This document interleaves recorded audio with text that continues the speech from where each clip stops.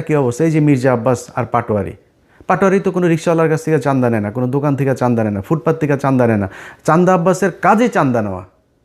সারা জীবন চান্দাবাজি করেছে, এখনও চান্দাবাজি করে। এই যে আপনি ওনারা অনেক সময় বলে বেড়ান যে জামাতের লোকজন হলো গিয়া কিচ্ছু করে না, জামাতের লোকজন কোনো কষ্ট করে নাই, জামাতের লুকিয়ে লুকিয়ে আরামে তারপরে আওয়ামী লীগ সেজে তারপরে রাজনীতি করেছে।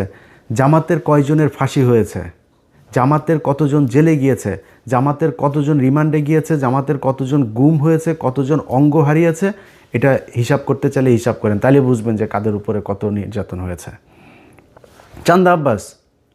চান্দা আব্বাসের পুরো ঢাকা ব্যাংক আরামসে তার বেড়েছে, আরও আরও আরও বাড়তে থেকেছে। তারপরে আপনি এই যে মীর কাশেম আলী, তার ছেলে পর্যন্ত আপনার গুম হয়ে একদম কী অবস্থায় বের হয়েছে আপনারা দেখেছেন সেগুলো। তো এই অবস্থা, এটা হলো জামাত আর বিএনপির মধ্যে। আপনি ধরেন হাইপোথেটিক্যাল কথাবার্তা বাদ দেন, জামাত আর বিএনপি